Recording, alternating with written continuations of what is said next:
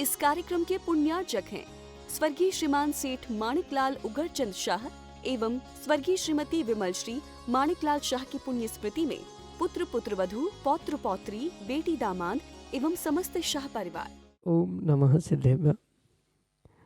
कीर्त्या महत्या भुवि वर्धमानं त्वं वर्धमानं स्तुतिगोचरत्वं निनीसमास्मो वैमध्यवीरं विशीर्णदोषाशयपाशबन्धुं विशीर्णदोषाशयपाशबन्धुं। पंच परमेष्टि भगवान की जय। परम पूज्य आचार्य भगवंत गुरुवर विशुद्ध सागर जी महाराज की जय। परम पूज्य मुनि श्री सुप्रभ सागर जी महाराज की जय।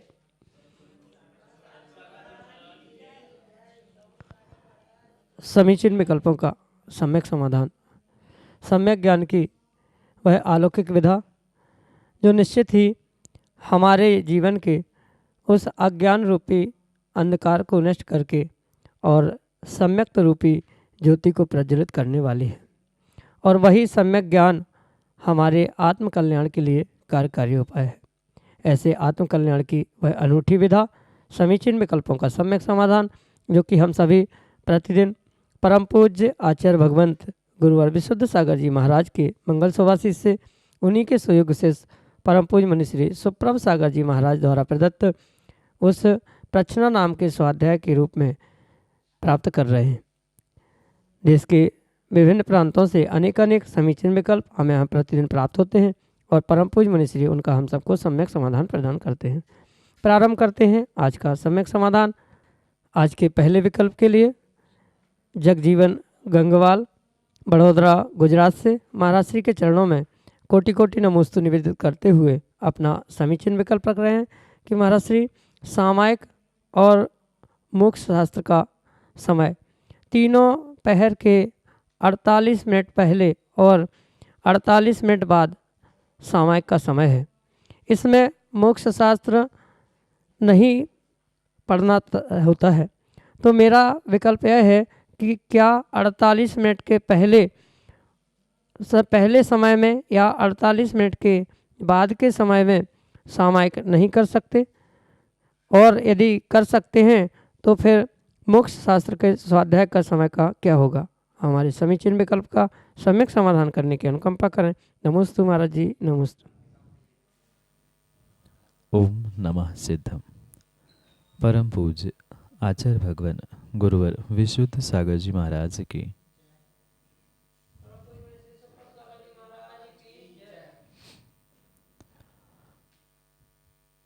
श्रावकों के लिए और साधुओं के लिए जो सामायिक का समय निर्धारित किया है, वह तीनों समय जो सूर्योदय सूर्यास्त और मध्याह्न मध्य रात्रि, ये जो प्रदोष काल कहलाते हैं, संधि काल कहलाते हैं, मध्याह्न काल कहलाते हैं, इन कालों में पूर्ण रूप से सामायिक करना ही श्रावकों के लिए श्रेष्ठ होता है।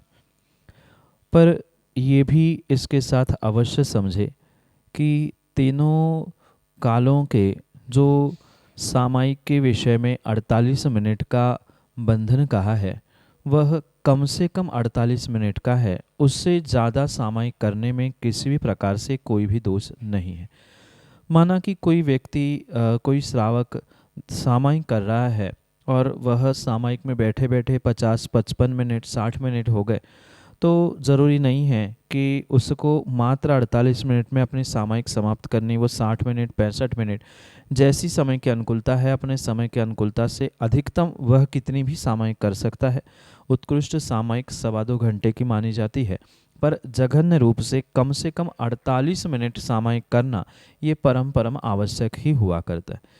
इसलिए इस सामायिक के विषय को लेकर ये निर्णय करने की आवश्यकता है, जो 48 मिनट का समय आगे और पीछे के काल को लेकर कहा है, मतलब कम से कम 48 मिनट की सामायिक, उसके पहले कम से कम एक आध घड़ी या 48 मिनट का समय और बाद में भी 48 मिनट का समय, ये प्रदोष काल कहलाता है। इस समय पर किसी भी ग्रंथ का स्वाध्याय करना उचित नहीं है, चाहे मोक्ष शास्त्र, तत्वार्थ सूत्र हो या अन्य कोई भी ग्रंथ हो। इन सामायिक के समय के पूर्व और उत्तर समय, यानी जो सामायिक का 48 मिनट का काल कहा है, वह सूर्योदय के 48 मिनट पहले और सूर्योदय के 48 मिनट बाद, सूर्यास्त के 48 मिनट पहले और सूर्यास्त के 48 मिनट बाद तक, मतलब लगभग 2 अंतर मुहूर्त का ये काल कहा जाता है, जिसमें से 48 मिनट कभी भी आगे पीछे करते हुए आप सामायिक कर सकते हैं। मध्याह्न के समय में भी यही समझना, मध्याह्न 12 बजे होता है, तो 12 बजे के 48 मिनट पहले और 48 मिनट बाद में इतने समय तक, माना कि लगभग 11:10 से लेकर 12:45 बजे तक का ये समय जो होता है, ये पूर्ण रूप से सामायिक का समय होता है। इन समयों में किसी भी प्रकार से ग्रंथों का स्वाध्याय करना उचित नहीं है।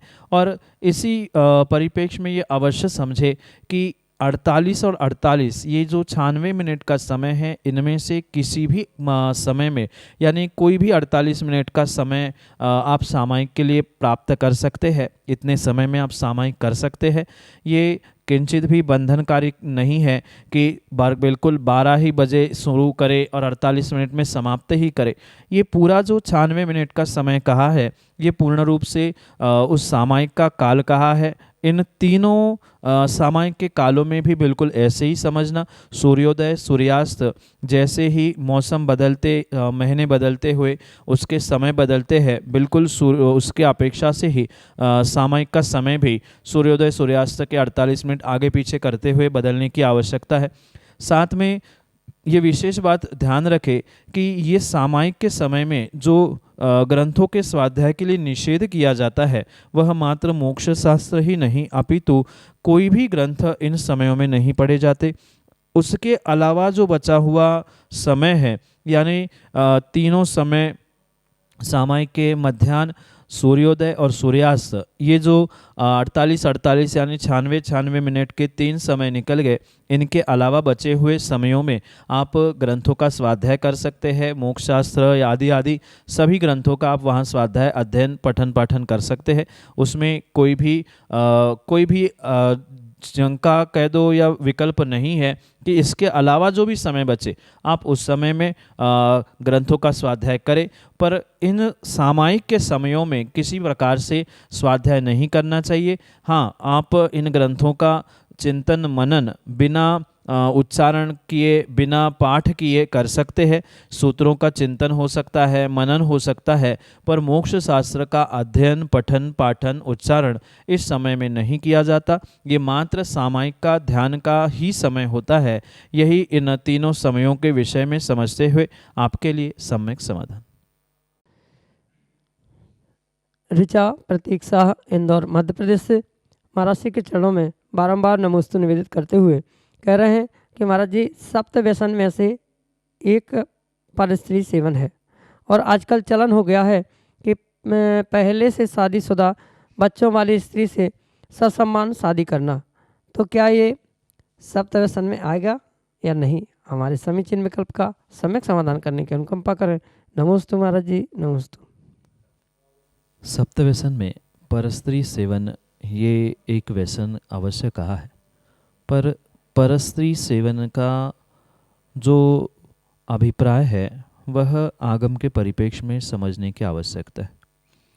जो विवाहित स्वयं की स्त्री होती है, वह आगम के परिप्रेक्ष्य में परस्त्री नहीं कहलाती। हाँ, पर पुरुष के साथ जिसका विवाह हुआ है और जो विधिवत उस व्यक्ति के साथ विवाह को प्राप्त नहीं हुई है, ऐसे प्रत्येक स्त्री परस्त्री के अंतर्गत स्वीकार की जाती। इसलिए ये परस्त्री के सेवन और परस्त्री के विषय में व्यसन का जब तक अभिप्राय वास्तविकता में समझ में नहीं आएगा, तब तक उसके दोषों का भी निर्णय करना उचित नहीं हो सकता। माना कि किसी व्यक्ति ने किसी स्त्री से जो पहले विवाहित थी, उसके बाल बच्चे भी साथ में हैं, ऐसे उस स्त्री से अगर उसने विवाह कर ही लिया है तो वहाँ पर स्त्री का दोष ही नहीं बचता, क्योंकि वह उस जीव की, उस व्यक्ति की स्वयं की स्त्री हो गई है, पत्नी हो गई। इसलिए वहाँ जो वर्तमान में ये जो बच्चों और बेटों के साथ उस स्त्री को अपनाने की व्यवस्थाएं चल रही है, आजकल चलन चल रहा है, ये कैसा, क्यों, किस कंडीशन में हो रहा है, ये भी वहाँ समझने की आवश्यकता है। अगर उस स्त्री का पति मृत्यु को प्राप्त हो गया है, गुजर गया है, और फिर वह उस दूसरे व्यक्ति के साथ अपने बाल बच्चों के साथ पहुंचते हुए विवाह संपन्न करा रहे हैं, तो वहाँ पति समाप्ति हो गया था, सो इसने विधिवत शादी कर ली है, तो परस्त्री का वहाँ दोष नहीं बचा। वो उस व्यक्ति की व्यक्तिगत स्त्री विवाह से, संस्कारों से और अधिकृत रूप से हो गई थी। दूसरी बात, पति मौजूद होने पर भी माना कि तलाक हो गया है, उस तलाकशुदा पत्नी ने किसी दूसरे पुरुष के साथ विवाह कर लिया, तो भी वहाँ पर परस्त्री का दोष स्वीकार नहीं किया जाएगा। ये मैटर, ये विषय भिन्न है कि उसे आगम में स्वीकार किया है, नहीं किया है, वो उचित है, नहीं है, ये भिन्न बात है। क्योंकि जो एक चाहे विधवा से विवाह कर ले, चाहे तलाकशुदा से विवाह कर ले, उस स्त्री को हमारे जैनागम के अपेक्षा से पुनर्विवाह करने की योग्यता नहीं है। और पुनर्विवाह करने वाला जो पुरुष होगा, भले ही वो पहली बार विवाह कर रहा है, पर वह आहारदान आदि आदि की योग्यता से वंचित रह जाता है। तो ये मैटर बिल्कुल भिन्न है। पर परस्त्री का अगर आप विषय यहाँ लगाते हो तो सर्वथा परस्त्री का विषय यहाँ नहीं लग सकता, क्योंकि वहाँ उन दोनों का के तलाक हो गया है या पति गुजर गया है। ऐसे समय पे जो विधिवत विवाह विधि से संपन्न उस स्त्री को अगर कोई अपना रहा है, तो वह परस्त्री के अंतर्गत नहीं आएगा, वो उसकी स्वयं की ही स्त्री उस समय से, उस विवाह से मानी जाएगी। हाँ, विवाह किए बिना ऐसे किसी स्त्री के साथ उनका समागम है, संबंध है, तो नियम से वह परस्त्री का दोष उन जीवों को लगेगा। पर अगर विधिवत समाज के सामने, किसी घर परिवार के सामने कोर्ट मैरिज आदि के निमित्त से भी उन्होंने विवाह विधि संपन्न की है, तो उन्हें परस्त्री सेवन का दोष अवश्य ही नहीं लगेगा। भले ही किसी की कोई कुछ मान्यता हो, भिन्न भिन्न संकल्पनाएं हो, पर आगम के परिप्रेक्ष्य में ये परविवाह पर स्त्री सेवन का दोष लगाने वाला नहीं है, और आगम के परिप्रेक्ष्य में ये उचित भी नहीं है। मैं किसी प्रकार से ये नहीं कहना चाहता हूँ, ना पुष्ट करना चाहता हूँ कि ऐसा करना उचित है। ये करना आगम के परिप्रेक्ष्य में उचित है ही नहीं है।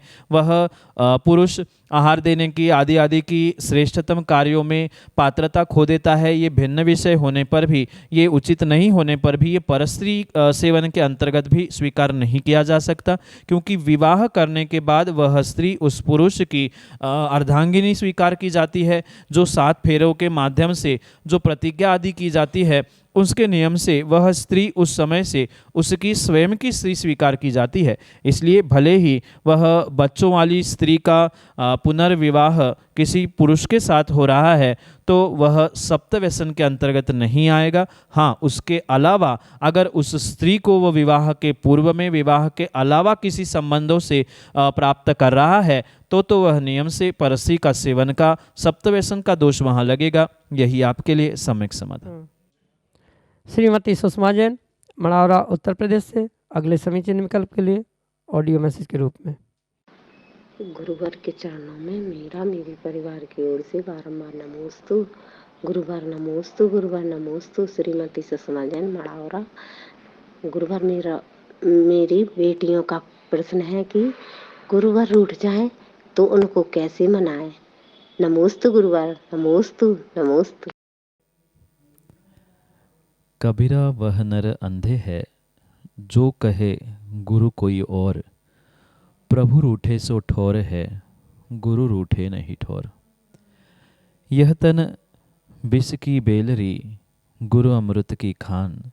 शीस मिले तो गुरु मिले, शीस दिए सो गुरु मिले, तो भी सस्ता जान। इन पंक्तियों में ही आपका बहुत सारा उत्तर समाविष्ट है।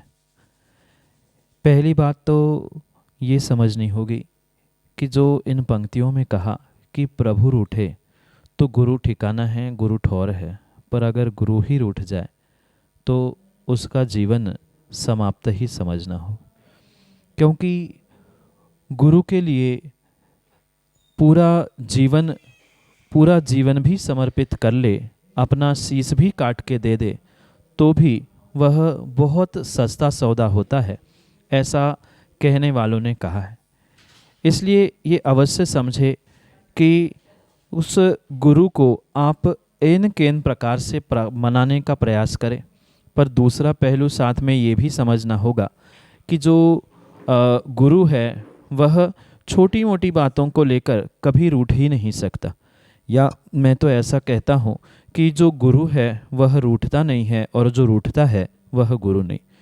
क्वचित कदाचित शिष्य को अपनी भावना, अपनी किसी प्रकार की कुछ संवेदना के निमित्त से वहाँ तक पहुँचना, गुरु की सोच तक पहुँचना संभव नहीं हो सकता।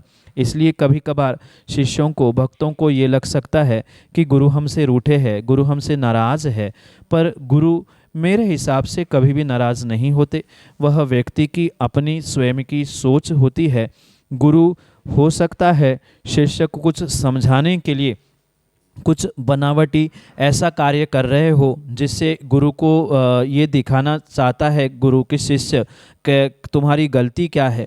इस अनेक कारणों से वह गुरु का बोलने चालने का, कुछ आपके साथ बर्ताव करने का तरीका भिन्न हो सकता है, पर वास्तविकता तो यही है कि गुरु, जो सच्चा गुरु होता है, वह शिष्य से रूठता बिल्कुल भी नहीं है।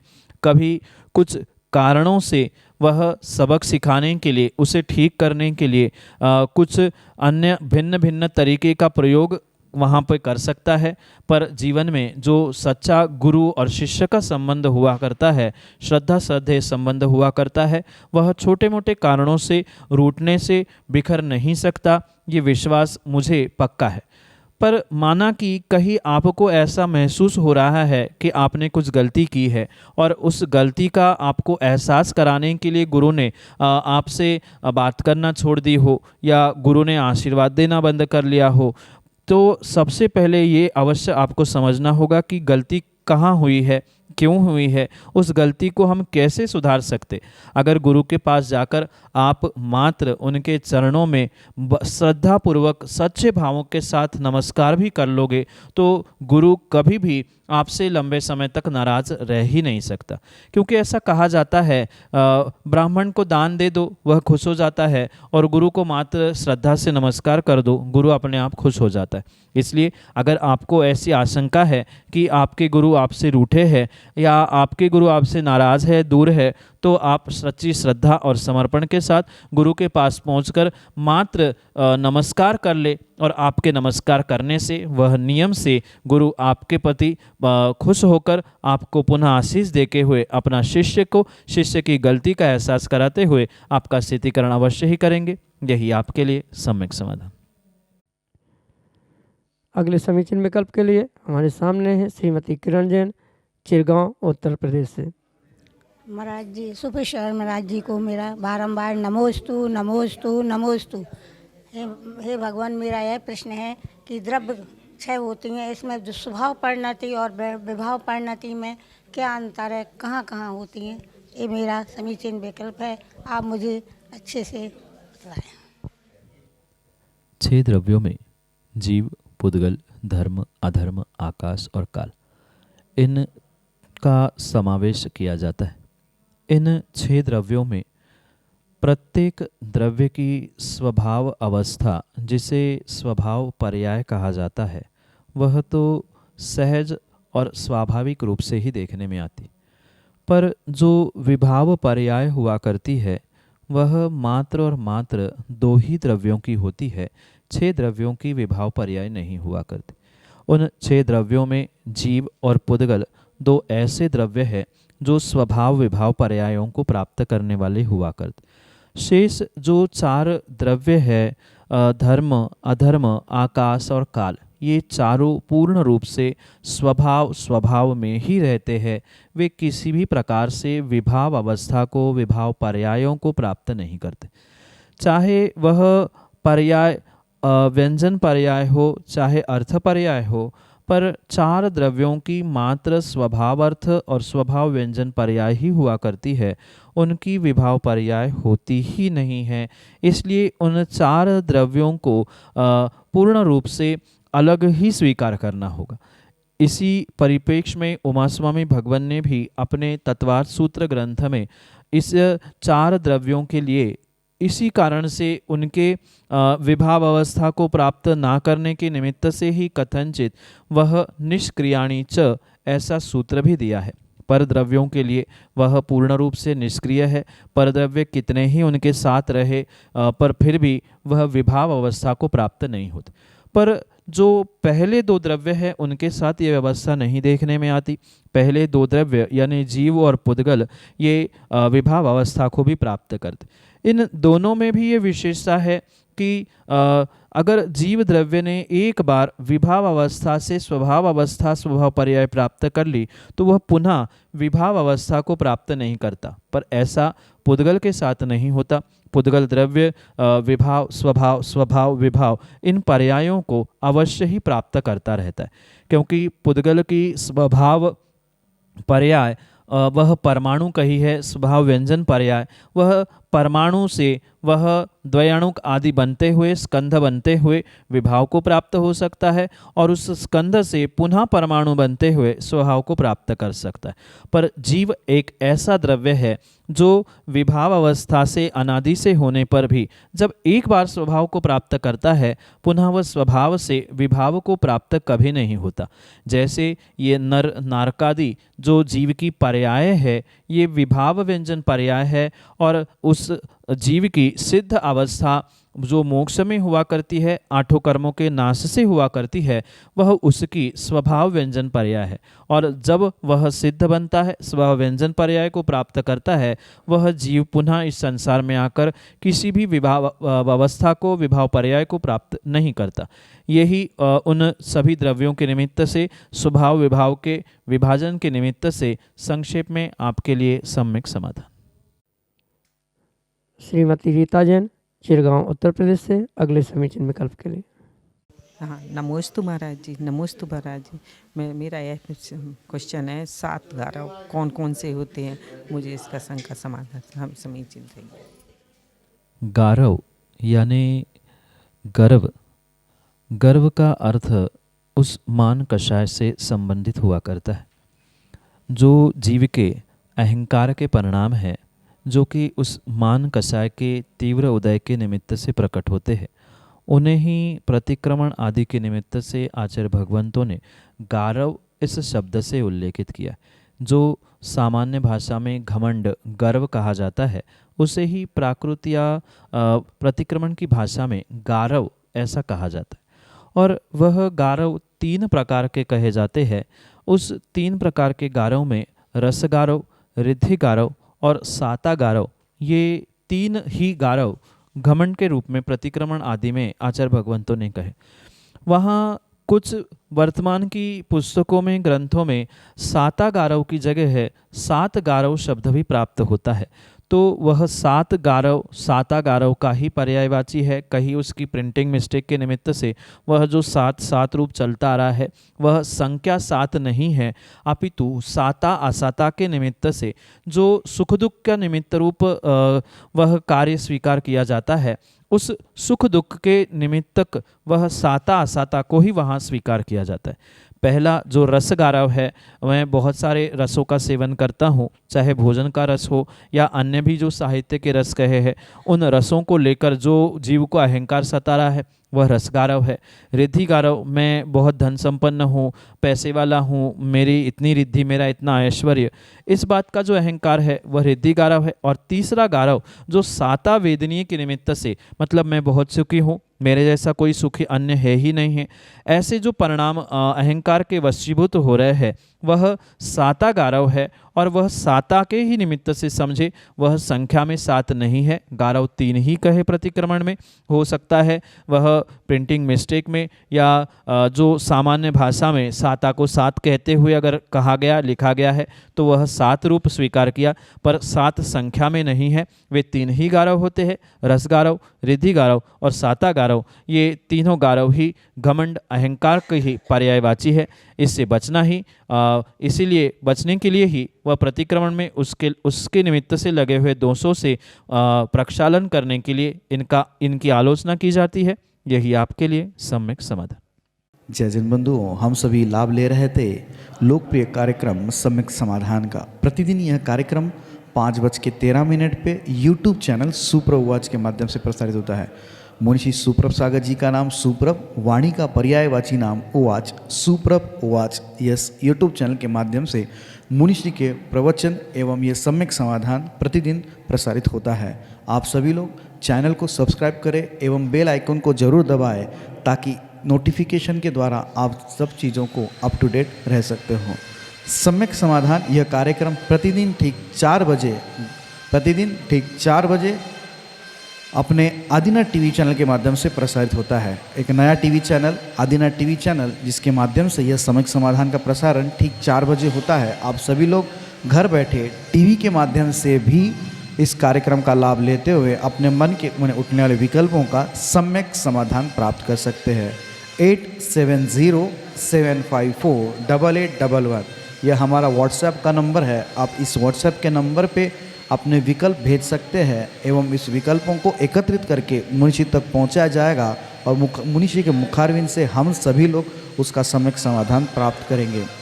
अगर आप व्हाट्सएप से टाइप नहीं कर सकते हो तो एक कागज़ पेन पे अपना नाम, अपने शहर का नाम, अपना विकल्प लिख के उसकी फ़ोटो खींच के आप हमें व्हाट्सएप कर सकते हैं एवं उस फोटो को व्हाट्सएप के द्वारा हम तक पहुंचा दें एवं उसके माध्यम से आप अपने विकल्प हम तक पहुंचा सकते हो। samyak.samadhan@gmail.com यह हमारी ईमेल की आईडी है। अगर आप ईमेल के माध्यम से आप अपने विकल्प भेजना चाहते हो, अपने ईमेल के माध्यम से अगर आप ज़्यादा उसको अपने विकल्पों को हम तक पहुंचाना चाहते हो तो हम अपने विकल्पों को आप जीमेल के माध्यम से samyak.samadhan@gmail.com इसके माध्यम से आप आपके विकल्प हमारे तक पहुंचा सकते हो। प्रतिदिन मुनिषी के प्रवचन 2:30 पे आदिना टीवी चैनल के माध्यम से भी प्रसारित होते हैं। आप सभी लोग आदिना टीवी चैनल के माध्यम से भी मुनिषी के प्रवचन का लाभ ले सकते हैं।